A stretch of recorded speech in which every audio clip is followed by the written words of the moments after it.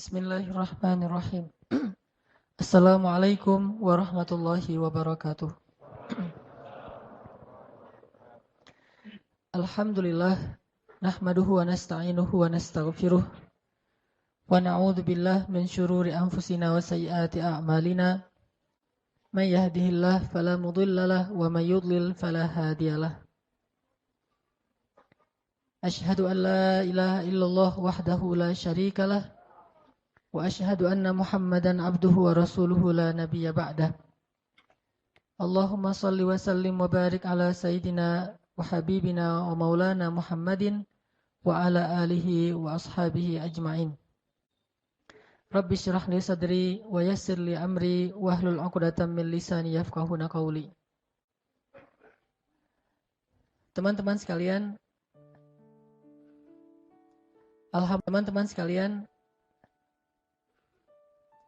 Alhamdulillah dalam beberapa pertemuan terakhir kita telah membahas pertama tema tentang pasangan atau suami istri, bahkan kajian tentang ini ada beberapa pertemuan. Kemudian kita juga sudah membahas tentang masalah hubungan kita dengan orang tua, terutama dengan ibu, bahkan dengan mertua sekalipun. Maka pada kesempatan ini kita akan melanjutkan pembahasan kita tentang hubungan dengan manusia atau hablum minan nas atau muamalah yang kali ini berkaitan dengan orang yang berada di luar rumah kita, yaitu para sahabat, teman, dan orang yang ada di sekitar kita. Hari ini kita akan membahas tentang salah satu sifat, bahkan kalau kata ulama bukan cuma sifat, tetapi karakteristik. Bahkan kalau kata ulama bukan cuma sifat, tetapi karakteristik. Bedanya sifat dengan karakteristik, kalau sifat dimiliki oleh kita dan orang lain. Sedangkan kalau karakteristik, kata ulama, itulah yang menjadikan kita khas ketimbang orang lain. Itulah yang membedakan kita dengan orang lain. Sehingga para ulama mengatakan, salah satu karakteristik seorang muslim, seorang mukmin yang paling luar biasa itu adalah dia seorang yang sangat setia kawan. Istilah setia kawan ini saya coba ijtihad, saya coba terjemahkan dari istilah yang sebenarnya dalam bahasa Arab itu disebut dengan istilah al-ithar. Kalau dalam bahasa Arab disebut dengan istilah al-ithar. Dalam bahasa Arab itu ada dua, ada ithar, ada atharah. Nah, kita akan membahas tentang salah satu karakteristik seorang muslim atau seorang yang mengaku mukmin adalah ithar. Dan seperti apa ithar ini? Kalau kita bahas bahwa setia kawan, bukan hanya muslim yang punya sifat setia kawan. Dan istilah setia kawan ini bukan hanya dimiliki oleh orang-orang yang mengaku beriman. Bahkan orang yang tidak beriman kepada Allah pun kadang lebih setia kawan dari orang yang mengaku beriman. Lalu bagaimana kita akan menunjukkan kalimat dari hadis Nabi, innama bu'ithtu, sesungguhnya aku diutus hanya liutammima makarimal akhlak, untuk menyempurnakan, untuk mengutuhkan akhlak-akhlak yang mulia. Sehingga dulu saya pernah menyampaikan bahwa yang memiliki akhlak mulia itu bukan cuma muslim, non-muslim juga mereka punya akhlak yang mulia. Mereka juga belajar tentang kemuliaan akhlak. Tetapi Islam, kata Nabi, liutammim akhlak. Tetapi Islam, kata Nabi, liutammim. Dia mutammimal akhlak, mutammima makarimal akhlak. Dia menyempurnakan semua akhlak-akhlak yang indah, semua akhlak-akhlak yang baik yang dimiliki oleh sekian banyak manusia. Kaum muslimin menyempurnakan, artinya kalau kita membicarakan tentang sifat jujur, maka semua orang belajar tentang jujur. Tetapi yang paling sempurna kejujurannya itu harusnya seorang muslim. Kita bicara tentang sifat sabar, Banyak orang yang memiliki sifat sabar, tetapi harusnya Muslim itulah yang paling sempurna kesabarannya. Kita bicara tentang sifat setia kawan. Banyak orang yang punya sifat setia kawan, bahkan orang yang dalam bahasa poster itu mungkin masa bejat dulu, dalam keadaan masih bejat, kita jauh dari masjid, kita nggak pernah sholat, kita nggak taat sama orang tua, tapi kita punya sifat setia kawan kepada teman-teman kita itu luar biasa. Teman-teman kita itu luar biasa. Harusnya orang yang sudah datang ke masjid, yang sudah mengaku berhijrah, yang sedang belajar Al-Quran dan Sunnah, dia punya sifat setia kawan yang lebih sempurna daripada mereka yang menurut sebagian orang disebut orang yang belum berhijrah. Jadi kalau kita mengaku sudah berhijrah, kalau kita mengaku sedang memperbaiki diri dan sudah sering ikut taklim, tetapi kita tidak lebih setia kawan daripada mereka yang jarang ikut taklim atau yang belum pernah datang ke masjid, berarti kita belum memiliki karakteristik seorang muslim sehingga tidak sah disebut sebagai muslim sejati. Apa bedanya kita dengan mereka? Bahkan mungkin mereka lebih baik daripada kita. Ada satu orang namanya si A misalnya. Dia punya 2 orang teman.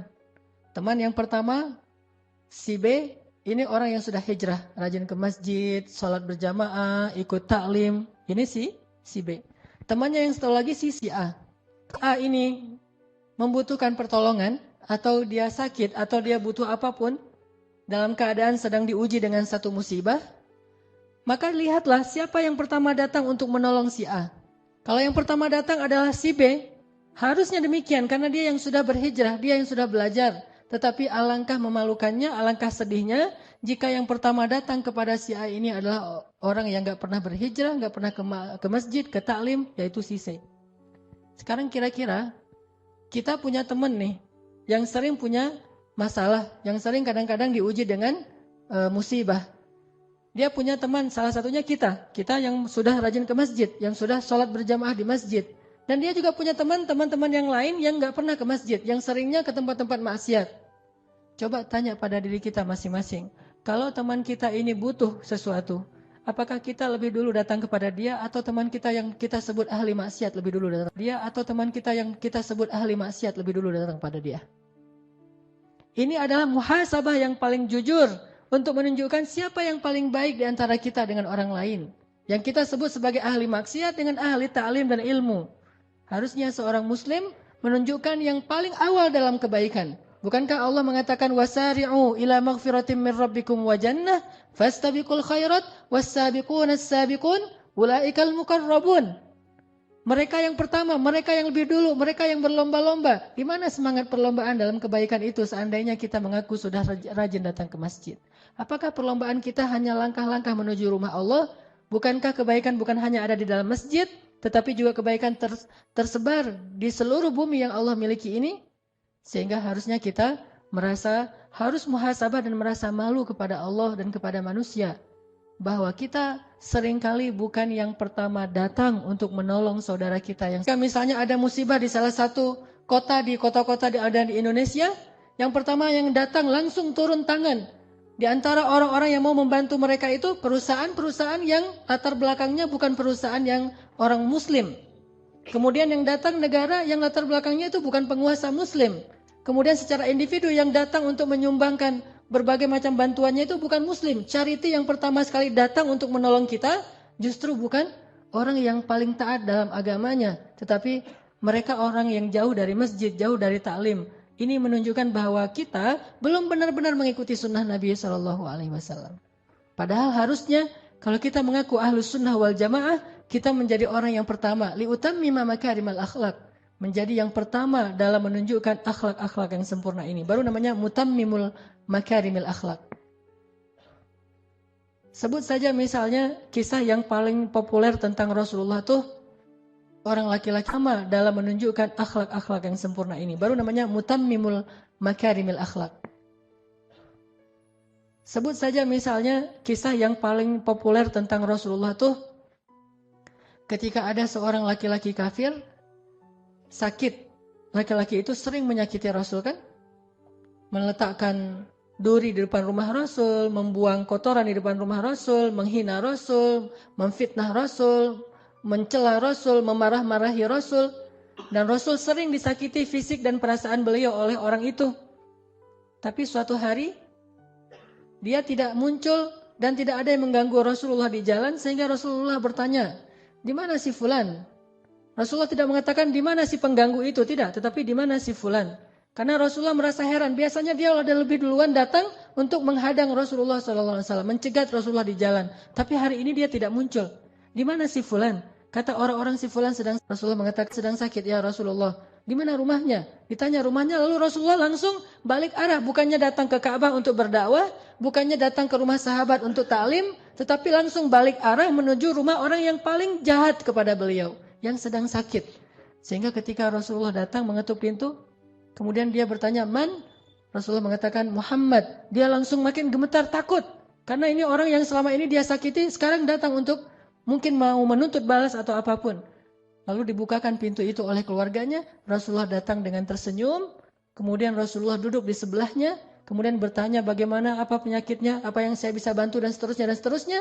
Dengan akhlak yang paling indah yang beliau tunjukkan. Sehingga membuat orang tadi yang paling benci kepada Rasul tiba-tiba menjadi sejuk hatinya. Menitikan air matanya. Kemudian dia mengatakan, "Ya Muhammad, engkau adalah orang yang paling saya benci dalam hidup saya ini. Yang paling sering saya sakiti, yang paling sering saya musuhi, yang paling istimewa kepada saya." Akhirnya orang ini kemudian belajar Islam dan masuk Islam. Ini artinya bahwa Rasulullah SAW sudah menunjukkan akhlak yang paling istimewa kepada kita. Tetapi kita masih sibuk dengan riwayat, apakah itu hadis sahih? Kata ulama itu hadisnya dhaif. Kalau memang hadisnya dhaif, lalu kenapa? Apakah hadis dhaif itu tidak boleh dipakai? Bukankah hadis dhaif itu kata ulama lebih baik daripada qaulul ulama, dari ucapan para ulama? Kenapa kita yang baru belajar 1-2 hadis lalu membuang hadis-hadis dhaif? Seolah-olah hadis dhaif itu tidak ada artinya. Apakah ucapan kita lebih berarti daripada hadis dhaif? Seandainya ada orang yang meminta nasihat kepada kita, maka sesungguhnya menasihati orang itu dengan hadis dhaif lebih baik daripada menasihatinya dengan ucapan dari pikiran kita sendiri. Karena hadis dhaif hanya lemah riwayatnya, tetapi bukan batil, bukan hadis palsu, berbeda dengan hadis maudhu. Banyak orang itu hadis dhaif, itu cerita dhaif, itu tidak ada riwayat yang kuat dan segala berbeda dengan hadis maudhu. Banyak orang itu hadis dhaif, itu cerita dhaif, itu tidak ada riwayat yang kuat dan segala. Astagfirullahalazim. Apakah kamu pikir bahwa hadis dhaif itu hina, dina dan tidak ada nilainya di mata orang-orang para ulama? Bahkan seorang ulama, muridnya Ibnu Taimiyah yang paling streng menurut sebagian orang, ulama Ibnu Taimiyah yang paling keras dalam urusan hadis, punya murid namanya Ibnu Katsir. Selain Ibnu Qayyim Al-Jauziyah, lihatlah buku tafsir Ibnu Katsir, yaitu tafsir Al-Quran Al-Azim. Di dalamnya termuat lebih dari 100 hadis dhaif. Apakah Ibnu Katsir tidak tahu bahwa di dalam kitab itu banyak hadis dhaif, yang beliau ambil itu hadisnya dhaif? Beliau tahu. Beliau ulama besar, muridnya Ibnu Taimiyah. Kenapa memakai hadis dhaif? Karena beliau tahu bahwa hadis dhaif itu tidak perlu dibuang, tetapi dia tetap dipakai sebagai motivasi, fadilah, penyemangat, selama hadis dhaif ini tidak bertentangan dengan hadis sahih. Kalau hadis dhaif bertentangan dengan hadis sahih, maka hadis dhaif di kitab beliau tentang Ihya Ulumuddin, banyak sekali hadis dhaif. Termasuk juga ulama India yang dari Jam'atut Tabligh, Fadailul A'mal. Orang membuang buku itu, tidak usah baca buku itu karena hadisnya banyak yang dhaif. Memangnya beliau tidak tahu hadisnya dhaif? Beliau tahu, beliau ulama hadis, dan dari India itu banyak sekali ulama-ulama hadis yang luar biasa. Intinya bahwa kisah ini adalah sebuah inspirasi yang luar biasa tentang akhlak Rasulullah SAW. Jauh sebelum kita mengkritisi tentang ilmiahnya, maka kita telah bisa mengambil manfaat dan hikmah yang luar biasa dari kisah ini. Di mana kita dibandingkan Rasulullah SAW dalam urusan itsar, setia kawan. Maka teman-teman sekalian, malam ini kita akan belajar menjadi orang yang lebih setia kawan. Karena kalau saya pribadi merasa sangat malu ketika saya mengaku muslim, saya pakai aksesoris yang menunjukkan keislaman saya, apalagi kalau saya membanggakan keislaman saya. Aksesoris yang menunjukkan keislaman saya, apalagi kalau saya membanggakan keislaman saya. Jangankan membanggakan, hanya pakai aksesoris keislaman. Apa aksesoris keislaman? Misalnya diantaranya saya pakai baju koko, saya datang ke masjid, saya sholat, atau mungkin pakaiannya sampai ke jubah, sorban, peci, segala macam. Atau yang bahkan bukan hanya aksesoris keislaman, kebanggaan terhadap Islam.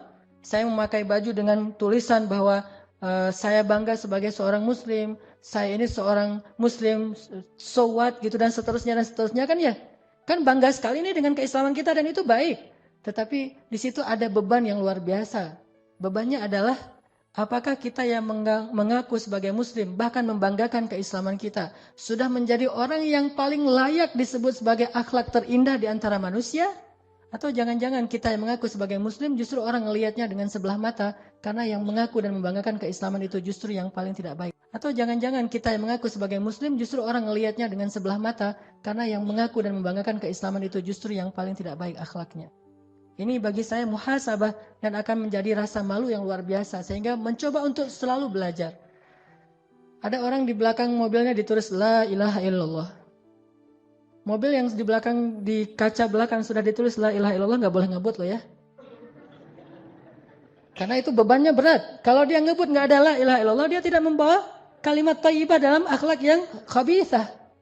Tetapi ketika di mobil dia tulis La ilaha illallah, dia tulis misalnya muslim atau apa, dia tulis bahasa-bahasa kebanggaan Islamnya, ini hal yang positif, tidak masalah dengan itu. Kita ingin syiar, tapi syiar itu ada konsekuensinya. Jangan hanya syiar dalam bentuk teks. Tetapi ada tanggung jawab yang lebih besar daripada teks itu sendiri, yaitu tanggung jawab akhlak.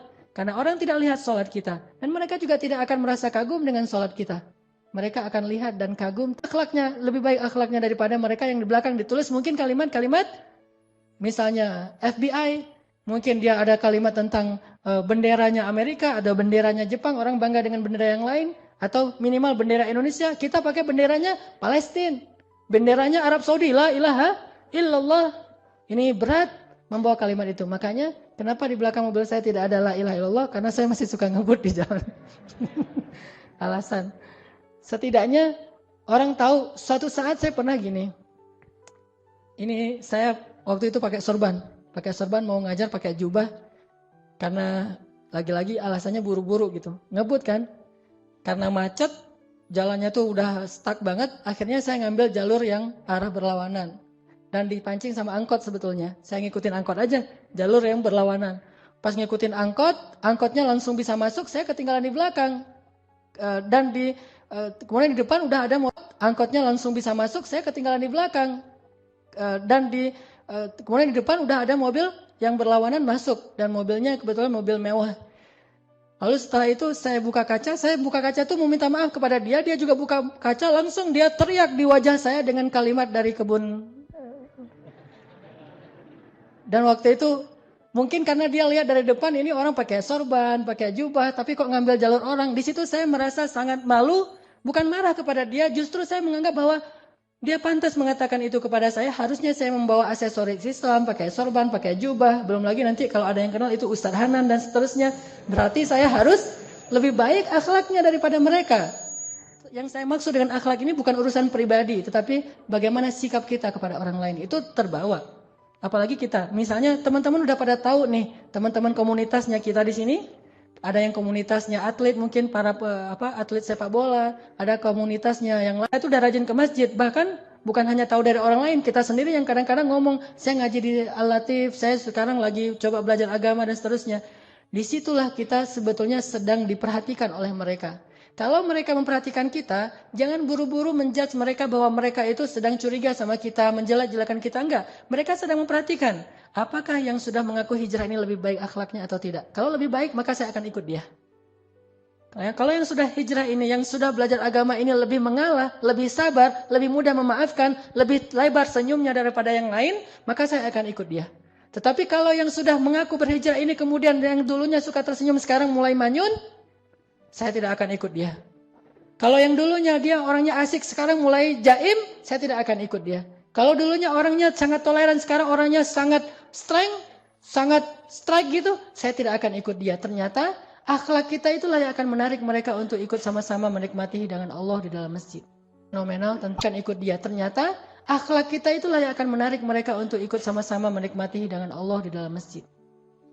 Intinya adalah salah satu yang paling mereka perhatikan itu dan akan membuat mereka takjub itu adalah sifat ithar yang tadi saya coba terjemahkan dengan setia kawan. Mari kita coba baca ayat Al-Quran yang sangat fenomenal tentang masalah ithar yang ada di dalam surat Al-Hasyr. Coba kita buka surat 59, surat Al-Hasyr ayat 9. Surat 59 ayat 9.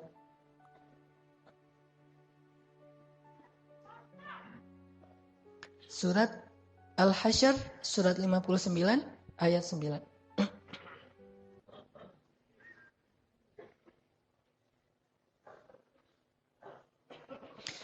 أعوذ بالله من الشيطان الرجيم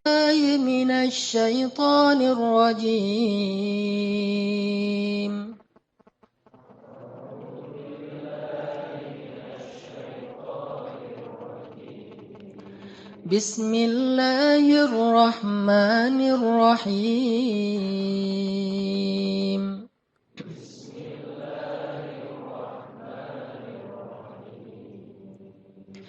والذين تبوأوا الدار والإيمان من قبلهم يحبون من هاجر إليهم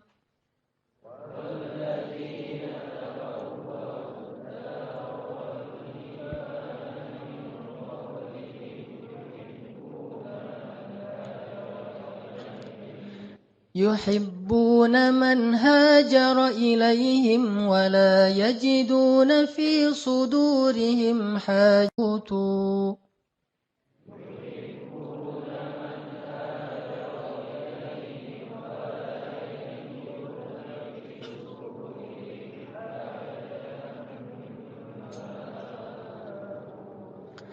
ويؤثرون على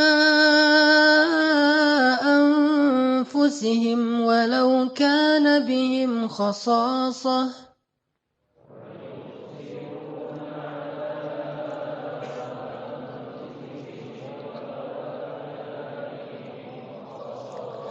ومن يوق شح نفسه فأولئك هم المفلحون.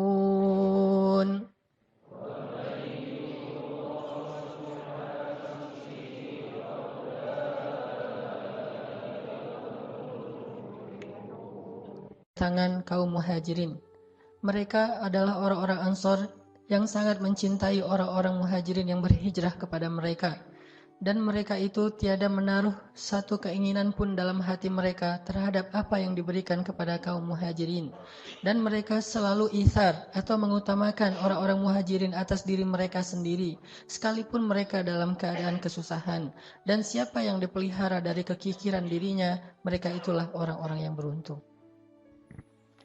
Teman-teman sekalian, di dalam ayat 9 ini Allah Subhanahu wa taala menyebutkan satu kata ithar dalam bentuk verb atau kata kerja, yaitu kalimat wa yu'thiruna ala anfusihim walau kana bihim khasasah. Dan yang diambil sebagai sampel atau contoh tentang ithar di dalam Al-Qur'an itu adalah satu kaum, bukan satu individu. Ini menunjukkan bahwa sifat ithar ini dimiliki oleh orang banyak. Sebagai sampel atau contoh tentang ithar di dalam Al-Quran itu adalah satu kaum, bukan satu individu. Ini menunjukkan bahwa sifat ithar ini dimiliki oleh orang banyak yang luar biasa, yang mereka disebut oleh Allah dengan istilah kaum Ansor, yang terdiri dari suku Aus dan suku Khazraj. Orang-orang Ansor, orang-orang Madinah. Ternyata orang-orang Madinah ini adalah orang-orang yang ahlul ithar, orang yang sangat luar biasa dalam berithar, dalam setia kawan itu luar biasa orang Ansor. Sangat terlihat nanti kisah-kisah itharnya orang Ansor itu, gimana mereka bisa setia kawan, gimana mereka bisa lebih mengutamakan orang muhajirin daripada diri mereka, sampai ke tingkat yang kita tidak bisa mengerti, sampai ke tingkat yang tidak bisa dipercaya oleh akal kita. Begitu luar biasanya sifat setia kawannya kaum Ansor. Di antara contoh setia kawannya kaum Ansor misalnya, ketika kaum muhajirin datang ke Madinah, kemudian mereka membutuhkan, Ansor membagikan setengah dari rumah mereka untuk muhajirin, memberikan setengah dari tanah mereka untuk muhajirin. Bahkan ada di antara mereka yang menyerahkan seluruh hartanya untuk kaum muhajirin, dan mereka kemudian tinggal bersama keluarga mereka yang lain. Jadi kalau ada adik kakak berlima nih, maka salah satu di antara yang orang 5 ini menyerahkan seluruh hartanya, kemudian dia numpang tinggal bersama keluarganya yang lain. Saking ithar, saking setia kawannya kepada kaum muhajirin. Ini yang dilakukan oleh orang Ansar, sehingga Ketika Rasulullah dan sahabat muhajirin datang ke Madinah, mereka tidak kelaparan. Mereka tidak kedinginan, mereka tidak kepanasan. Mereka semuanya mendapatkan tempat seperti yang mereka dapatkan di kampung halaman mereka. Karena itsar dari kaum Ansor. Siapa di antara kita yang bisa seperti ini? Datang orang yang kita tidak kenal sama sekali. Kalau itsar kepada para sahabat, setia kawan dengan teman-teman itu, ini kita mungkin bisa. Bahkan ada di antara kita yang mungkin punya pengalaman di masa-masa lalu, saat kita punya komunitas motor mungkin, atau komunitas hobi yang lain, ketika ada teman kita yang misalnya anak Vespa nih, ada temannya jalan dari Bandung ke Pangandaran, sampai di daerah Pangandaran atau katakanlah misalnya Garut aja atau Tasik gitu, Vespanya mogok. Kemudian dia telepon tengah malam, jam 1 malam dia telepon temannya di Bandung, bro, Vespa saya mogok gitu. Dan saya sekarang, kamu lagi di mana? Lagi di Tasik, nih mau ke Pangandaran. Mogok udah berapa kali dibenerin nggak bisa hidup, nggak bisa nyala. Saya sendiri sekarang di jalan. Oh ya udah, lo tunggu ya di situ ya, entar lagi gue datang gitu. Akhirnya dia dari Bandung jauh-jauh naik Vespa juga ke Pangandaran. Untung nggak mogok lagi di daerah Ranca Ekek gitu.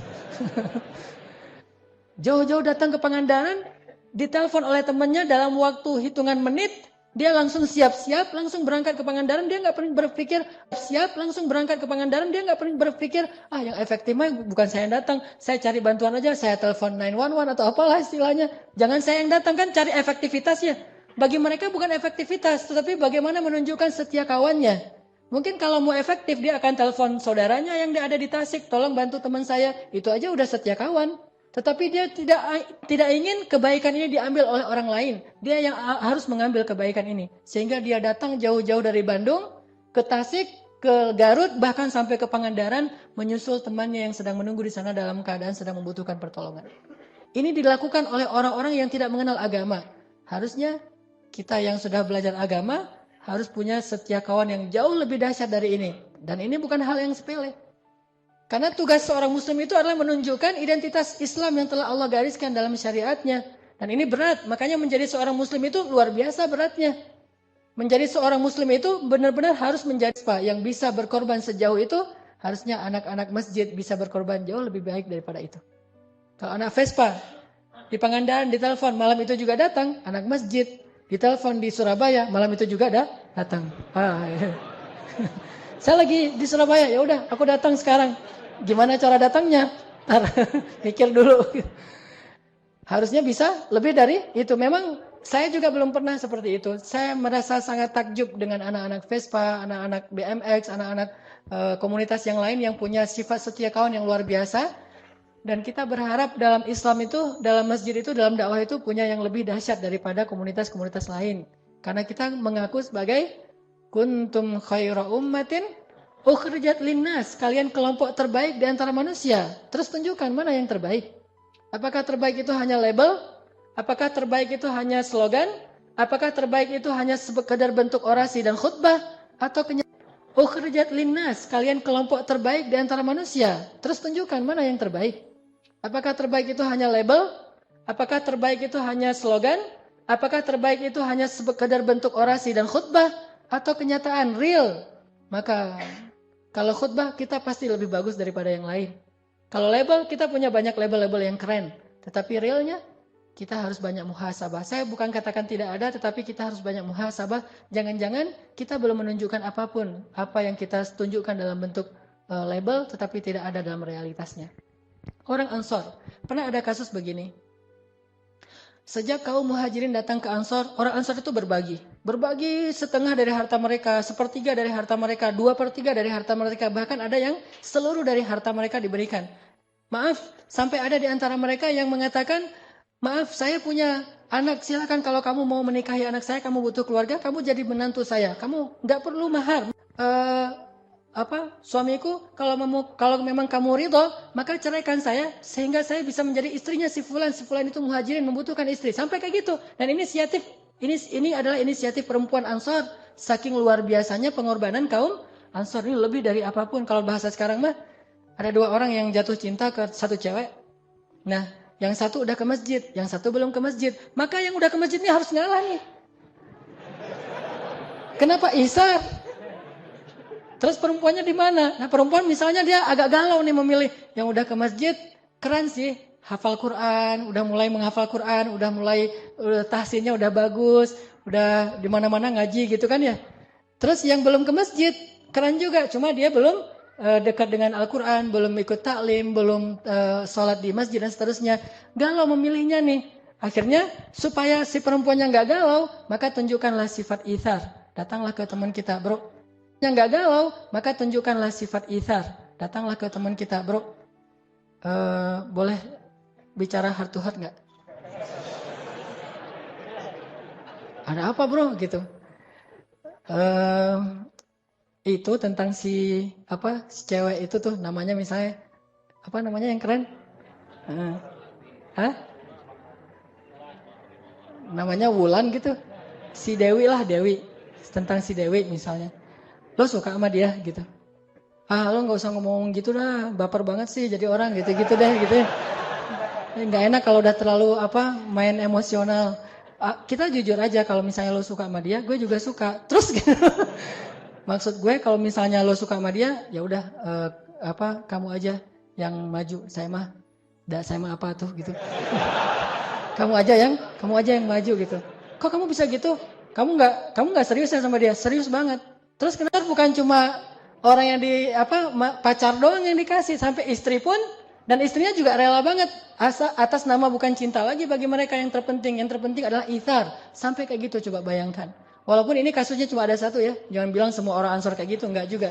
Cuma ada satu kasusnya dan itu agak-agak unik menurut saya dan enggak harus jadi teladan juga sih. Saya enggak rela kalau saya. Kalau saya mah enggak rela. Kalau istri saya ngomong kayak gitu, bunuh diri gitu. Dia bilang manggilnya misalnya kalau saya manggilnya gak usah disebut lah, pokoknya gitu manggilnya gitu. Manggil gitu. Kamu cinta sama aku? Cinta banget dong gitu kan.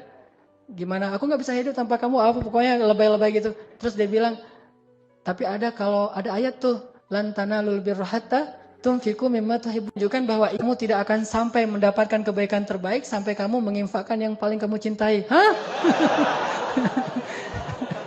Menginfakkan yang paling dicintai. Maksud kamu apa?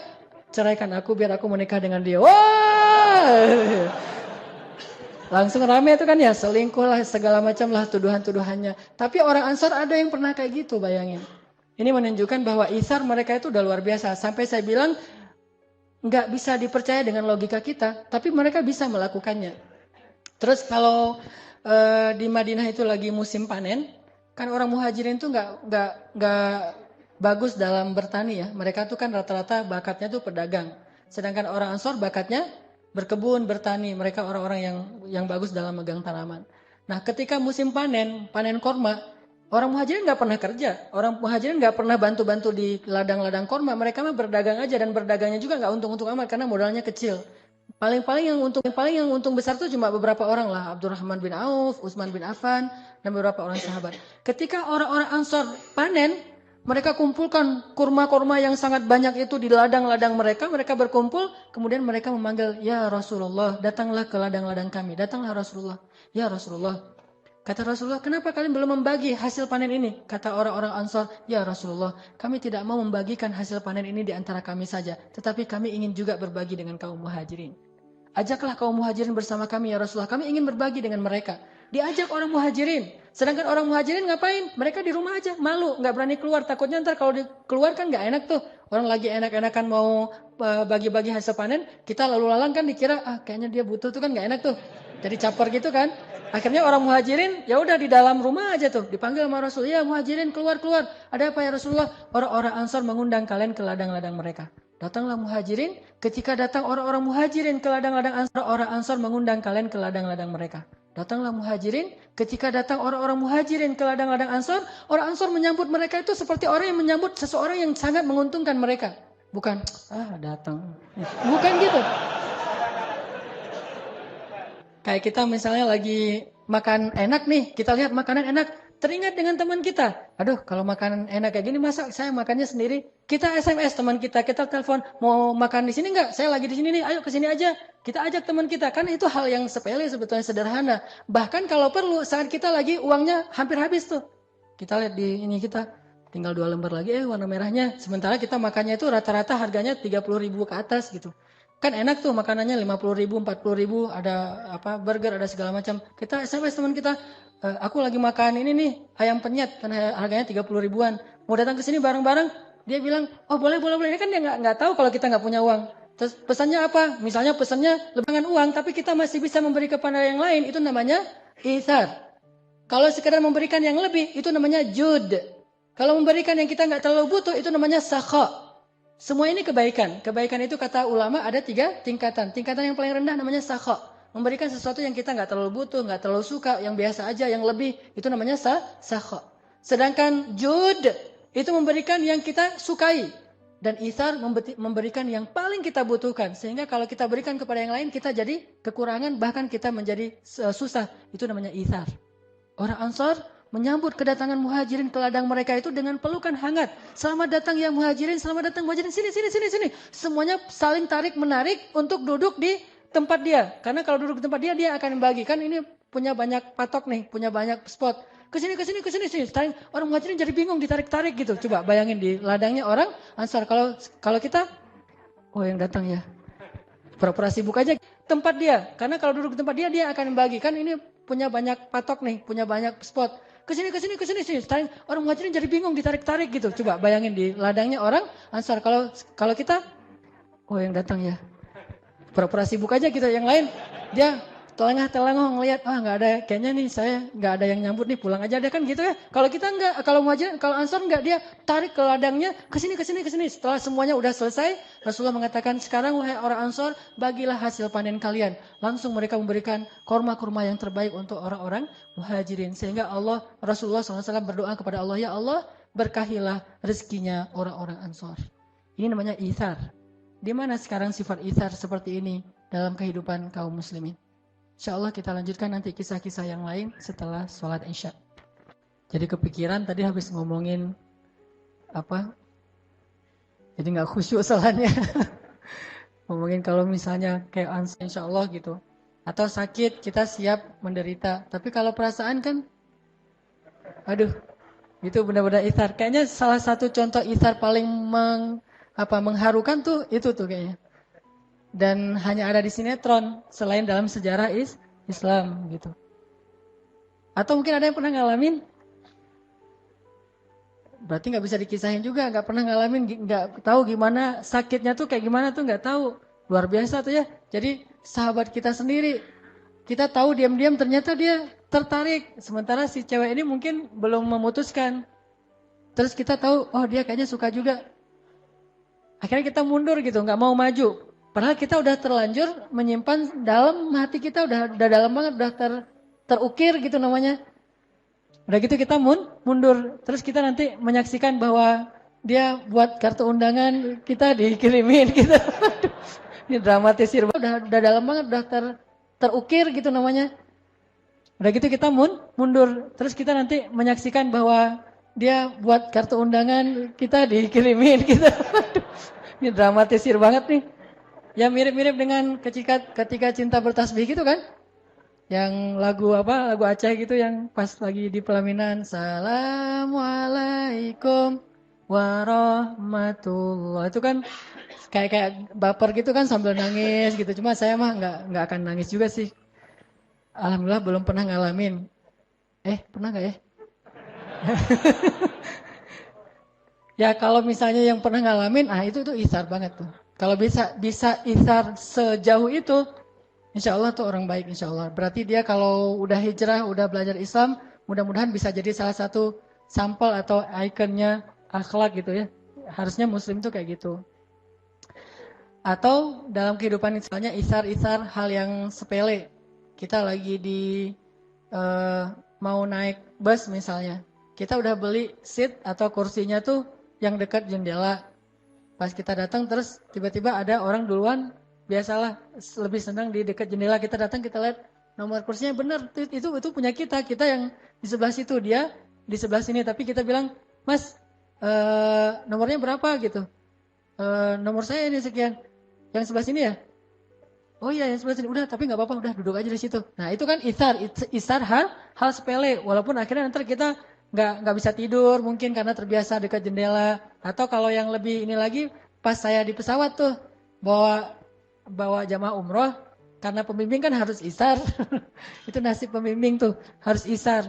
Pas bawa jamaah umroh di pesawat itu seatnya itu diacak. Jadi ada yang sekeluarga tapi satu di depan, satu di belakang dan seterusnya. Paling belakang dulu. Tunggu sampai jamaah senyaman mungkin memilih kursi yang mereka dekat dengan pasangannya, dengan keluarganya. Kadang-kadang kursi saya, Ustadz duduknya di mana? Di sini. Boleh nggak Ustadz ditukar? Oh boleh banget, boleh banget, boleh banget. Terus saja ganti lagi, pindah ke depan. Ustadz, ini anak saya di sebelah sana, boleh nggak di sini? Oh ya boleh Bu. Saya pindah lagi sampai 5 kali pindah. Akhirnya saya ke paling belakang. Nah ini hal-hal yang sepele kayak gitu bisa jadi salah satu contoh-contoh isar dalam kehidupan kita. Atau termasuk dalam masjid kayak gini, misalnya kita udah selesai sholat, kita nggak sholat sunnah dulu karena pengen yang lainnya biar bisa sholat. Itu terjadi loh di Mekah, Madinah tuh harusnya kayak gitu isar. Tapi orang udah beribadah di Mekah, Madinah malah nggak bisa isar. Misalnya di Raudhah gitu. Di Raudhah itu kan tempat yang mustajabah doa tuh di Masjid Nabawi.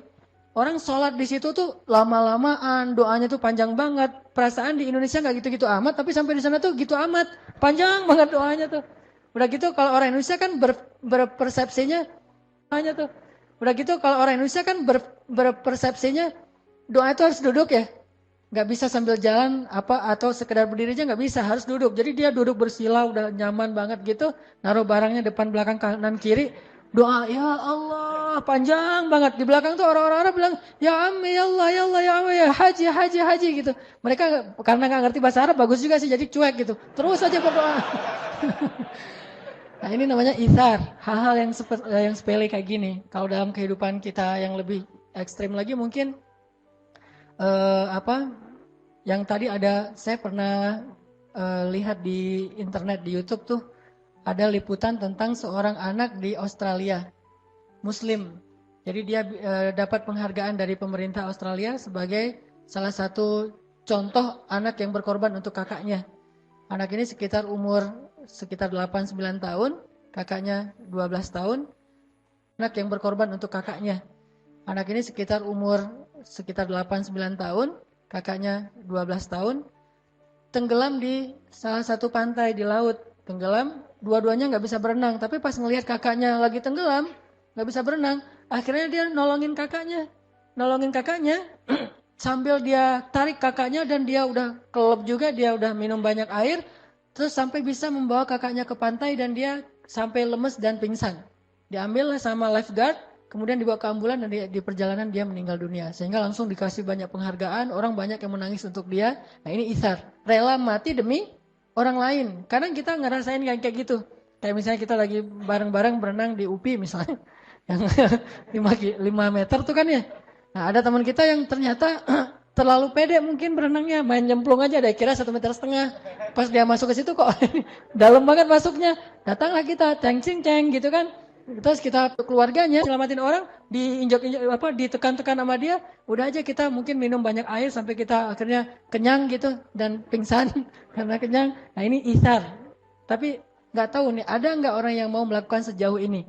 Kalau ada yang bisa melakukan sejauh itu minimal untuk keluarganya, itu berarti menunjukkan bahwa dia udah punya semangat ithar yang luar biasa. Intinya, ithar memberikan sesuatu yang paling kita butuhkan, walaupun sedikit. Sampai Nabi bilang apa tentang ithar? Rubba dirhamin sabaqa alfa dirham. Bisa jadi, 1 dirham itu lebih Allah sukai daripada 1000 dirham, kata Nabi. Kenapa bisa jadi 1 dirham lebih Allah sukai daripada 1000 dirham? Karena 1000 dirham ini diberikan oleh orang kaya. Sedangkan 1 dirham ini diberikan oleh orang yang sangat-sangat membutuhkan 1 dirhamnya. Jadi bisa jadi 1 dirham ini nilainya lebih besar di mata Allah daripada 1000 dirham. Apa bedanya? Bukan angkanya, tapi ithar dan jud. Dirham, apa bedanya? Bukan angkanya, tapi ithar dan jud. Kalau 1000 dirham itu jud. Memberikan sesuatu yang dia juga sebetulnya punya lebih gitu. Tapi kalau ithar, memberikan satu-satunya yang dia punya dan kalau dia berikan ke orang lain dia akan susah. Itulah ithar. Sehingga ada kisah seorang ulama di zaman tabi'in. Beliau miskin, fakir malah. Ulama-ulama dulu kan terbiasa hidup dalam keadaan miskin. Sehingga keluarganya juga udah ridho dengan keadaan kayak gitu, sibuk dengan ilmu. Nah, beberapa hari keluarganya nggak makan dan beliau juga nggak tahu harus bekerja apa. Sementara beliau mengajarkan ilmu kepada orang lain nggak pernah dibayar. Ini ujian juga buat saya. Saya dulu pernah ngalamin ya masa-masa ketika awal-awal saya mengajar itu bayarannya kecil banget dan saya tidak mempermasalahkan itu sampai akhirnya Allah menguji keikhlasan saya. Sampai akhirnya Allah menguji suatu hari anak saya sakit keras. Anak yang kedua, Maryam, sakit keras. Harus dibawa ke rumah sakit, panas tinggi luar biasa. Udah 2 hari gak turun-turun. Dibeliin obat gak turun juga. Sehingga akhirnya saya bawalah ke rumah sakit. Salah satu rumah sakit di Bandung. Rumah sakit swasta waktu itu. Saya bawa ke rumah sakit, mereka langsung minta deposit. Depositnya untuk 10 hari. 1 hari 1 juta, berarti 10 juta. Saya gak punya tabungan sama sekali. Akhirnya udah masuk, anak saya udah diperiksa, katanya ini parah banget, harus segera diopname dan minta depositnya. Saya tarik lagi keluar dari rumah sakit itu. Saya pergi ke rumah sakit negeri. Ke rumah sakit negeri, salah satu rumah sakit negeri di Bandung. Akhirnya juga gitu. Diminta deposit, kemudian mau di scan gitu, mau di ronsen. Cuma minta uang dulu dan saya nggak punya. Akhirnya keluar lagi dari rumah sakit, saya bawa pulang ke rumah itu. Dalam keadaan saya waktu itu menangis karena sedih nggak bisa membawa anak saya berobat dan nggak punya uang. Di situ mulai diuji tuh. Diuji banget. Muncullah pikiran-pikiran yang nggak tahu nih negatif atau wajar. Saya selama ini ngajar ikhlas-ikhlas, tapi giliran saya butuh nggak ada yang bisa nolong. Kan teruji tuh. Nah disitulah akhirnya mulai diuji antara pilihan. Kalau gitu memilih nggak nih mana yang mahal infaknya, mana yang kecil. Atau yang kayak gini dikasih istilahnya mungkin ada angkanya segala macam. Saat itulah ujian paling berat. Dan para sahabat atau cerita ulama tadi pernah seperti yang saya alamin. Anaknya sakit, keluarganya nggak makan sekian hari. Akhirnya dia cari pekerjaan. Ketika dia udah bekerja di pasar itu mengangkut jadi kuli pasar gitu, dia dapat untuk bisa beli roti cuma satu roti doang tuh, saking murahnya dibayar. Dan itu pun pasarnya pasar yang jauh yang nggak ada yang kenal dengan dia. Soalnya kalau di pasar ini orang kenal nanti disedekahin nggak enak. Dia pergi ke pasar yang jauh. Bekerja dapat beli satu roti. Pas dia pulang dari perjalanan dari pasar ke rumahnya, dia udah bahagia nih, anak saya bentar lagi bisa makan, keluarga bisa makan. Saya ketemu dengan seorang yang jauh yang nggak ada yang kenal dengan dia. Soalnya kalau di pasar ini orang kenal nanti disedekahin nggak enak. Dia pergi ke pasar yang jauh. Bekerja dapat beli satu roti. Pas dia pulang dari perjalanan dari pasar ke rumahnya, dia udah bahagia nih, anak saya bentar lagi bisa makan, keluarga bisa makan, saya bisa makan. Tiba-tiba di tengah jalan dia bertemu dengan seorang ibu dengan 3 orang putrinya, semuanya dalam keadaan kelaparan. Kata ibu ini, Pak, boleh saya minta tolong? Saya belum makan udah berapa hari, anak-anak saya juga kasihan belum pada makan. Ini mulai ujian nih dalam hati si laki-laki ini, ulama ini. Kemudian akhirnya setelah dia timbang-timbang, dia kasihlah setengah dari rotinya kepada ibu tadi dan setengah lagi dibawa pulang. Ketika dibawa pulang, anak-anaknya semuanya, namanya setengah roti untuk anak-anaknya yang banyak, habis semuanya dan dia nggak makan. Habis kerja jadi kuli pasar, nggak makan, setengah dikasih jatahnya untuk orang lain, setengah lagi untuk keluarga. Setelah itu tiba-tiba datanglah seseorang ke rumahnya mengetuk pintu. Assalamualaikum, waalaikumsalam. Ya, mendapatkan sekitar 100 dinar. 1 dinar sekarang harganya sekitar 2,5 juta. 250 juta isar. Orang yang rela memberikan yang paling dia butuhkan dalam keadaan sangat lapar. Dan bayangkan itu jangan sekarang. Sekarang mungkin kita nggak terlalu lapar nih.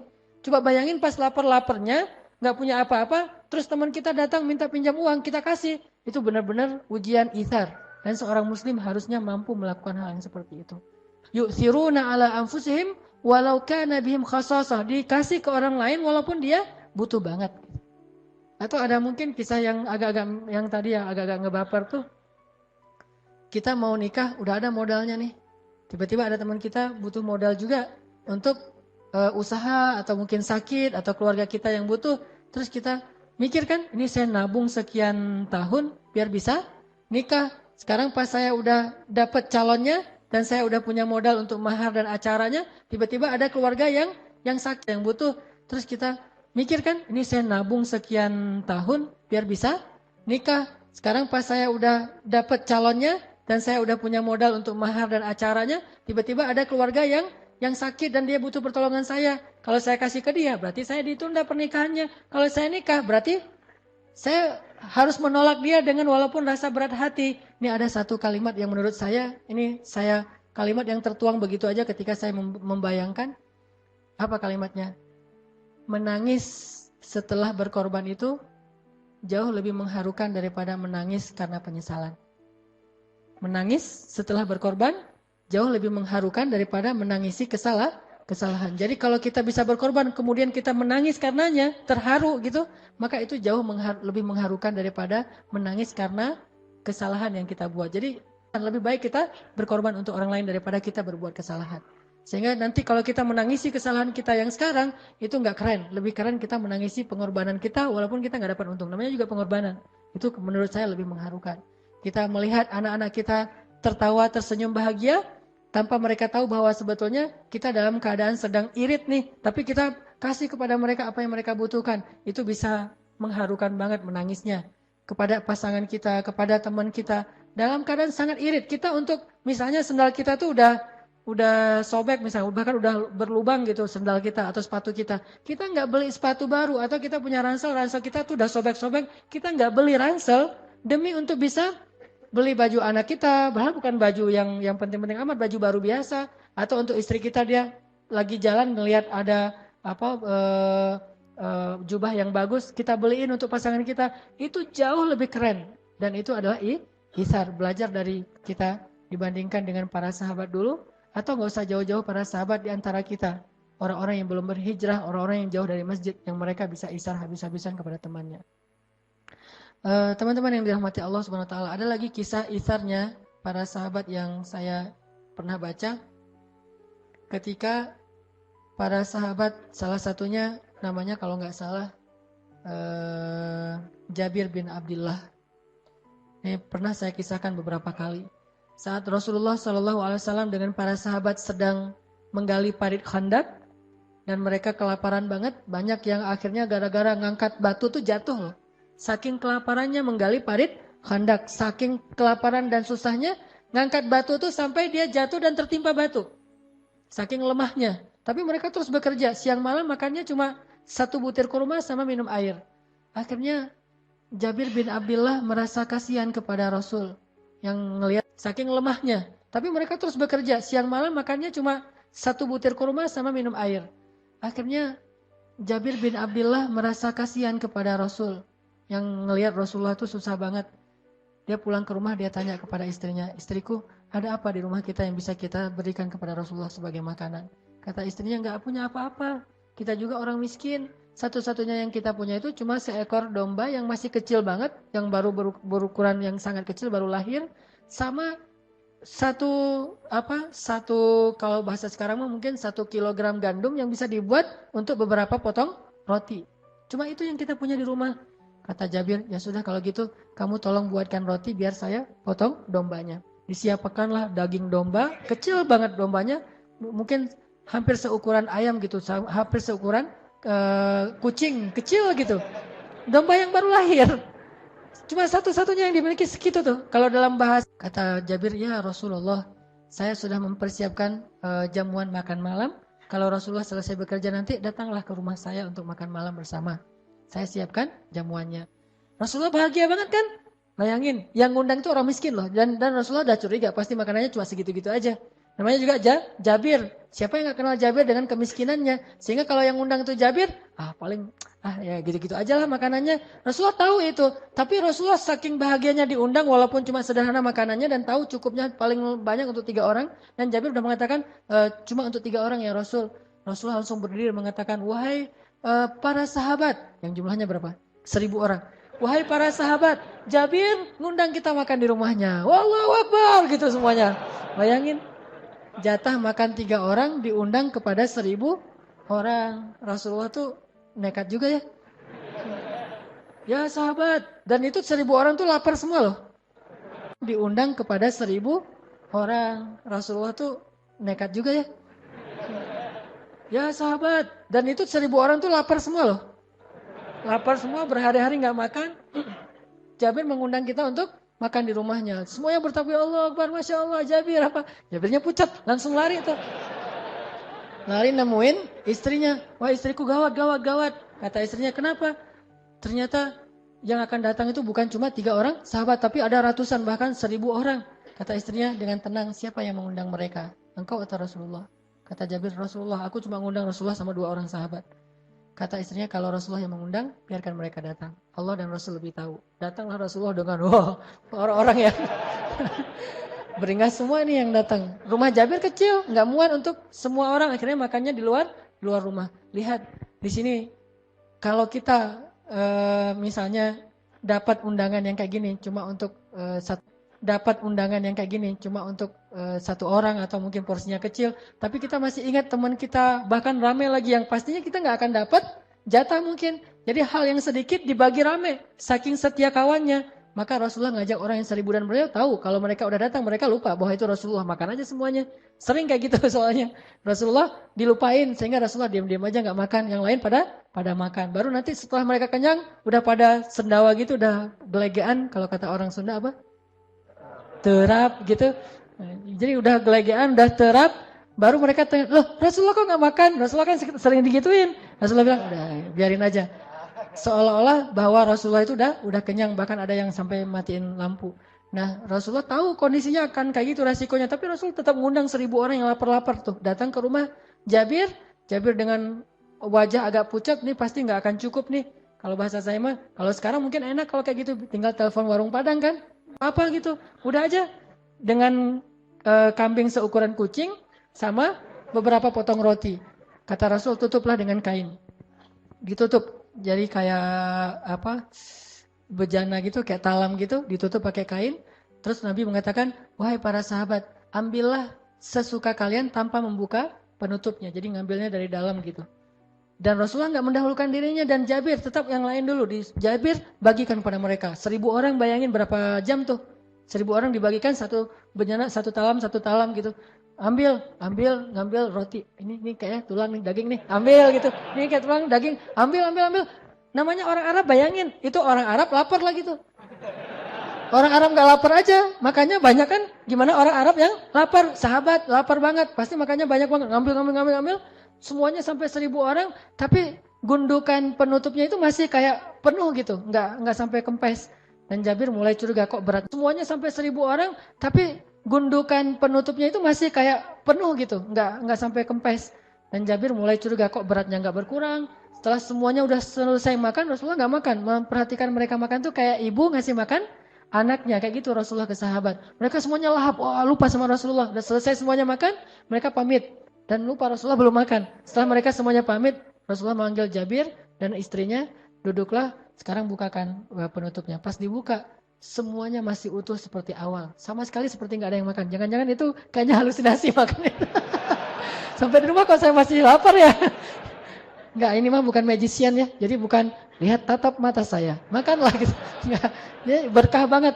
Jadi pelajarannya bahwa ternyata itsar itu memunculkan keberkahan. Dalam itsar itu Allah berikan rezeki yang luar biasa. Sehingga akhirnya Jabir makan dengan luar biasa semangatnya dan akhirnya kenyang semuanya. Bilal juga pernah digitu, Abu Hurairah juga pernah gitu. Tidur di mihrab, ngeringkuk gitu. Bukan tidur sih, sujud. Tapi nggak menghadap ke kiblat, menghadap ke sana tuh. Sujud di mihrab. Datang sahabat dicolek-colek pakai kaki, ditendang-tendang gitu. Ya Abahir. Nggak bangun aja gitu. Dikirain Abahir lagi tidur.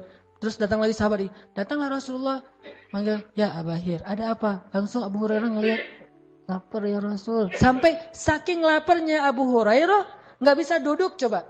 Apalagi berdiri, duduk aja nggak bisa. Jadi harus nahan laparnya itu dengan menekuk badannya supaya perutnya kelipat. Saking lapar tuh kayak gimana tuh laparnya. Tapi orang yang lapar kayak gini, hafal hadisnya tuh ribuan loh. Kita yang kenyang nggak hafal hadis nih.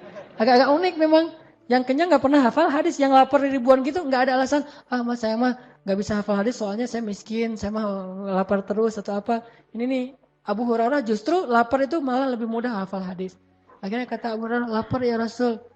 Rasulullah bilang, ya udah ayo ke rumah saya. Ini nih Abu Hurairah justru lapar itu malah lebih mudah hafal hadis. Akhirnya kata Abu Hurairah, lapar ya Rasul. Rasulullah bilang, ya udah ayo ke rumah saya. Abu Hurairah semangat kan ke rumah Rasulullah. Yang tadi nggak bisa berdiri tiba-tiba bisa berdiri, aneh juga tuh. Kalau saya perhatiin hadisnya, loh kok tiba-tiba bisa berdiri ya? Abu Hurairah langsung segar gitu. Ya Rasulullah, datang ke rumah Rasulullah. Rasulullah ngambil susu onta, kan susu onta itu salah satu susu favorit Rasul. Nah, dituangkan susu domba, susu onta, pokoknya susu lah gitu ya. Dituangkan, kemudian kata kata Rasul, ya Abahir, panggillah orang-orang yang dari Bani Sufah, Darsufa. Darsufa itu lembaga orang-orang miskin di dekat Masjid Nabawi. Orang-orang miskin ngumpul di situ semuanya tuh. Bilal, Abu Hurairah, Ammar, ya yang miskin-miskin lah. Panggil semua mereka. Abu Hurairah ngelihat bahwa susunya cuma segini doang tuh. Ditutup dengan kayak gelas gitu ditutup. Cuma segini tapi mau dikasih ke puluhan orang. Abu Hurairah tadi. Tapi namanya ini perintah Rasulullah. Akhirnya Abu Hurairah pergi mencari teman-temannya. Ayo cepetan lah. Makan, minum. Ini mah bahasa saya aja. Abu Hurairah gak bakalan gitu juga. Ya udah dipanggil temannya. Bayangin kalau kita yang disuruh kayak gitu. Kan tadi saya yang lapor Rasul. Kenapa manggil mereka? Kan harusnya gitu ya normalnya gitu. Atau manggil dengan males-malesnya. Dengan apa. Pasti ntar berkurang. Tapi mereka iman. Dan Rasul sedang mengajarkan itsar kepada Abu Hurairah. Datanglah mereka semuanya. Setelah datang, kemudian akhirnya Rasulullah SAW mengatakan, ya Abahir tuangkan susu ini kepada mereka. Semuanya minum susu, minum. Setelah semuanya selesai, Abu Hurairah duduk aja nungguin mereka. Setelah mereka udah pulang, Abu Hurairah kata Rasul, ya Abahir sekarang kamu minum. Diminum sama Abu Hurairah. Udah ya Rasulullah, minum lagi kata Rasulullah. Minum lagi, udah ya Rasulullah, minum lagi. Udah ya Rasulullah. Sampai Abu Hurairah tuh mau muntah. Saking banyaknya susu gak habis-habis tuh coba. Memang ini mukjizat, tetapi ada pelajaran karena nggak murni hanya mukjizat saja tanpa ada sunnah yang perlu kita ikuti. Ternyata pelajarannya berkah itu ada di dalam itsar. Jadi ketika kita rela untuk itsar, Allah akan berikan kebaikan dari jalan yang lain. Kayak kita mukhayyam kemarin misalnya. Saya sangat takjub kepada teman-teman Ucing Leweng. Ucing Leweng itu bahasa Indonesianya apa? Bukan, serigala. Kan slogannya AU kan ya. Ya, teman-teman Ucing Lawang kan udah pengalaman nih dengan makanan. Ada yang kayak gitu. Ada yang tenda itu benar-benar tendanya Abu Hurairah. Ya itu tenda saya mah Abu Hurairah banget. Karena saya kirain, paling juga ntar ada warung. Karena saya ada warung di bawah, jadi tenda saya Abu Hurairah. Tapi pas lagi lapar ke warung, bukan di tenda. Jadi pas waktu itu saya nggak bawa sleeping bag, nggak bawa apa-apa lah, nggak lengkap gitu. Teman-teman Ucing Lawang itu ngasih, Ustadz ini pakai aja sleeping bag udah kita sediain. Padahal bisa jadi nih dia ngasih sleeping bag itu dengan itsar. Dia sendiri nanti tidurnya nggak pakai sleeping bag, tidurnya dekat api unggun atau tidurnya itu kedinginan dan itu luar biasa. Atau yang lebih berat lagi mungkin kalau kemarin tempatnya masih normal lah. Dulu yang mukhayyam pertama tuh yang di yang di Ciwidey gitu. Itu kan hujan deras, becek, genang air, kita dalam rawa-rawa gitu, semua pakaian kita basah kan? Mau memberikan pakaian kering kita ke teman yang lain, kita basah kan? Mau memberikan pakaian kering kita ke teman yang lain sehingga kita tetap pakai pakaian basah, itu itsar. Mau memberikan sleeping bag ke teman kita yang nggak bawa, sementara kita tidur dalam keadaan kehujanan, itu itsar. Disitulah kita belajar menjadi muslim yang bukan hanya slogan, bukan cuma label, tapi muslim yang kenyataan akhlaknya. Dan kita harus bisa. Malulah kita kepada orang yang di luar masjid yang mereka mungkin bisa lebih itsar daripada kita. Dan insya Allah dalam waktu dekat bulan Desember ini kita akan coba belajar juga walaupun belum ke tingkat itsar, baru jud kebaikan yang dulu saya pernah wacanain akan membangun sebuah pesantren. Dan alhamdulillah videonya udah selesai dibuat, nanti akan dipresentasi membangun sebuah pesantren di pelosok Tasik dan perbatasan Garut, daerah Tarajuk. Pesantren anak-anak yang menghafal Al-Quran, yang mereka tidurnya di lantai, nggak punya bantal, apalagi kasur dan selimut. Dan saya kebayang aja setiap saya hujan deras tuh, saya selalu teringat mereka kayak gimana nih. Di kita aja pasti bocornya banyak banget tuh.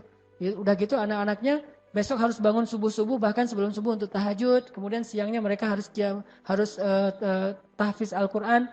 Jadi tetap mereka dalam keadaan susah, tapi masih mau menghafal Al-Quran. Mudah-mudahan nanti kita semuanya bisa terlibat walaupun dalam bentuk apapun untuk membangun sebuah pesantren sehingga dakwah kita ini bukan cuma orasi di atas mimbar. Tapi saya berharap dakwah kita ini, saya senang sekali kalau ada dakwah yang punya semangat humanis. Karena Rasulullah itu orang yang sangat humanis. Jadi dakwahnya bukan hanya ilmiah, tapi ilmiah yang humanis, sangat sensitif dengan kebutuhan-kebutuhan manusia. Walaupun hal kecil yang kita lakukan, tapi alhamdulillah ada beberapa teman yang mau gabung nih. Teman-teman dari Harley mau gabung. Teman-teman dari komunitas yang atlet mau gabung. Kemudian dari beberapa kantor PT juga mau gabung.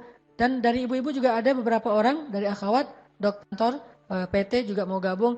Dan dari ibu-ibu juga ada beberapa orang dari akhwat dokter juga mau bareng berangkat ke sana. Sehingga mudah-mudahan nanti kita bisa dari komunitas BMX mungkin, dari anak bola mungkin, dari anak yang lain, termasuk anak Vespa, bareng-bareng nih kita coba tunjukkan kepada seluruh manusia bahwa dakwah bukan cuma di dalam masjid, tetapi dakwah itu dari dalam masjid kemudian keluar untuk membawa rahmatan lil alamin insyaallah. Ini yang akan kita lakukan dalam bulan Desember ini. Mudah-mudahan kita semuanya bisa terlibat walaupun bentuknya bebas apapun. Bahkan doa yang paling penting sekali adalah doa sehingga semuanya bisa berjalan lancar. Barakallahu li wa lakum. Marilah kita tutup dengan sama-sama berdoa. Mudah-mudahan Allah Subhanahu wa taala memberikan kepada kita ilmu yang bermanfaat, bukan sekedar ilmu yang kita ingat. Ditambah lagi di sini ada doa khusus yang dimintakan untuk almarhum Bapak Eri Ahradi bin Endang, Bapak dari siapa nih? Sostrolita. Ya. Almarhum Bapak Eri Ahradi bin Endang. Mudah-mudahan Allah Subhanahu wa taala menerima beliau sebagai hambanya, ditempatkan di sisinya yang terbaik, diampunkan dosanya, diangkat derajatnya dan dilapangkan kuburnya. A'udzu billahi minasy syaithanir rajim. Bismillahirrahmanirrahim. Alhamdulillahi rabbil alamin. Allahumma hdina fiman hadait, wa'afina fiman afait, wa tawallana fiman tawallait, wa barik lana fima a'tan. Lakal hamdu ya rahim, lakal hamdu ya rabbal alamin. Alhamdulillahi ala ni'matil Islam. Alhamdulillahi ala ni'matil iman. Alhamdulillahi ala ni'matit taubah. Alhamdulillahi ala ni'matil Qur'an. Alhamdulillahi ala ni'matil ukhuwah. Alhamdulillahi ala ni'matil hijrah. Alhamdulillahi ala ni'matil ibadah. Allahumma inna nas'aluka halawatal iman. Allahumma inna nas'aluka ridhaka wal jannah wa na'udzu bika min sakhatika wan nar. Allahumma ghawatal iman. Allahumma inna nas'aluka ridhaka wal jannah wa na'udzu bika min sakhatika wan nar.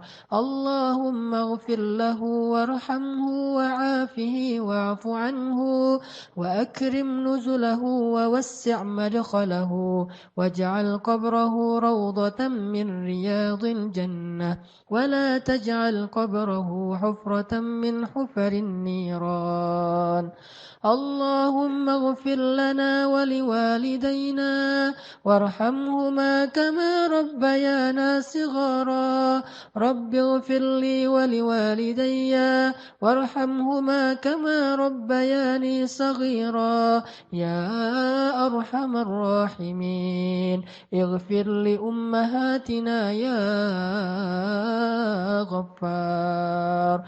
Ighfir li ummina bidatina ya ghaffar. واغفر للمسلمين يا غفار. ربنا اغفر لنا ولإخواننا الذين سبقونا بالإيمان ولا تجعل في قلوبنا غلا للذين آمنوا يا الله يا الله يا الله يا رب العالمين. يا الله نسألك رضاك والجنة ونعوذ بك من سخطك والنار. Ya Allah, ampunkanlah dosa kami ya Allah. Ampunkanlah kesalahan-kesalahan yang pernah kami lakukan ya Allah. Ampunkanlah maksiat-maksiat yang senantiasa kami ulang-ulang bahkan sampai hari ini. Ampunkanlah kesalahan-kesalahan yang pernah kami lakukan ya Allah. Ampunkanlah maksiat-maksiat yang senantiasa kami ulang-ulang bahkan sampai hari ini ya Allah. Ampunkanlah kelalaian-kelalaian kami ya Allah. Ampunkanlah kesia-siaan hidup kami ya Allah. Maafkanlah segala kealpaan dan kelupaan yang kami kerjakan dalam kehidupan kami ya Allah, yang membuat kami jauh darimu ya Allah. Ampunkanlah dosa-dosa kami ya Allah, dosa ayah dan ibu kami ya Allah, dosa saudara-saudara kami ya Allah, dosa pasangan kami ya Allah, dan dosa keluarga kami ya Allah. Ya Allah ya Arhamar Rahimin, Engkau yang maha lembut, Engkau yang maha penyayang. Dengan kasih sayangmu Engkau telah selamatkan kami dari jurang-jurang api neraka. Engkau hantarkan ke dalam hati kami iman dan hidayah. Engkau hantarkan dalam hati kami rasa cinta untuk duduk di dalam majelis ilmu agamamu ya Allah. Engkau jadikan kami rasa cinta ke dalam rumahmu ya Allah, sehingga kami lebih ringan melangkahkan kaki kami untuk datang ke masjid-masjidmu ya Allah, majelis ilmu agamamu ya Allah. Engkau jadikan kami rasa cinta ke dalam rumahmu ya Allah, sehingga kami lebih ringan melangkahkan kaki kami untuk datang ke masjid-masjidmu ya Allah. Ya Arhamar Rahimin, di sana di luar sana masih banyak dari sahabat-sahabat kami yang masih enggan untuk masuk dalam rumah-rumahmu, bukan karena mereka benci kepadamu ya Allah, tetapi karena mereka belum paham ya Allah. Ampunkanlah dosa sahabat-sahabat kami ya Allah, yang mereka masih belum mau datang ke rumahmu ya Allah, bukan karena mereka jahat, tetapi mereka belum mengerti ya Allah. Ajarkanlah kepada mereka apa yang Engkau ajarkan kepada nabimu. Ajarkanlah kepada mereka apa yang Engkau ajarkan kepada para sahabatmu. Ajarkanlah kepada mereka apa yang Engkau ajarkan kepada hamba-hambamu yang soleh ya Allah. Ya Allah, berikanlah kebaikan yang kami rasakan saat ini di rumahmu kepada sahabat-sahabat kami yang ada di luar sana ya Allah. Ketuklah hati mereka agar mereka mau datang ke masjid-masjidmu, agar mereka mau duduk di dalam majelis-majelis ilmu agamamu. Maafkanlah kami jika kami tidak sabar terhadap kesalahan-kesalahan yang mereka kerjakan. Jika kami belum sabar untuk mengajak mereka dengan akhlak yang baik, justru mereka menjadi semakin jauh dari rumahmu karena ketidaksabaran kami dalam mengajak mereka ya Allah. Ya Allah, masukkanlah kami ke dalam surga bersama sahabat-sahabat kami itu ya Allah. Jadikanlah kami sahabat di masa jahiliyah dulu menjadi sahabat juga di masa-masa yang telah kami bertobat ya Allah. Jika kami dulu bermaksiat kepadamu dalam keadaan berteman dan akrab, sekarang jadikanlah kami beribadah kepadamu juga dalam keadaan berteman dan akrab ya Allah. Dalam keadaan bersahabat ya Allah di dunia dan di akhirat insya Allah. Ya Rabbal Alamin, selamatkanlah pemuda-pemuda Islam yang ada di Indonesia dari segala macam fitnah dunia ya Allah. Selamatkanlah akhwat perempuan-perempuan muslimah dari fitnah aurah dan fitnah dunia ya Allah. Jadikanlah pemuda-pemudi Islam itu tumbuh dalam ketaatan ya Allah, sehingga mereka mendapatkan salah satu naungan-Mu di padang. Dengarlah doa-doa kami ya Allah. Tetapkanlah hati kami dalam hidayah ya Allah. Janganlah Engkau matikan kami dalam keadaan su'il khatimah ya Allah. Janganlah Engkau matikan kami dalam keadaan bermaksiat kepadamu ya Allah. Janganlah Engkau matikan kami ketika hari kami tidak melaksanakan ibadah yang sesuai dengan perintah-Mu ya Allah. Matikanlah kami di hari yang terbaik dalam hidup kami ya Allah. Matikanlah kami dalam keadaan beramal soleh kepadamu ya Allah.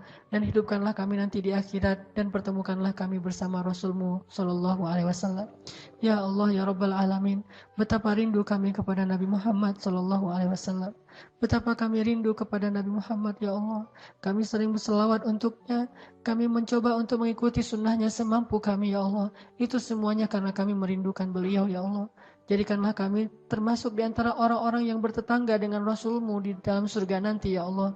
Bertetangga dengan Abu Bakar As-Siddiq, bertetangga dengan Umar bin Khattab, bertetangga dengan Utsman dan Ali radhiyallahu anhum ajma'in. Ya Allah ya Arhamar Rahimin, Rabbana atina fid dunya hasanah wa fil akhirati hasanah wa qina adzabannar. Subhanakallahumma wa bihamdika asyhadu an la ilaha illa anta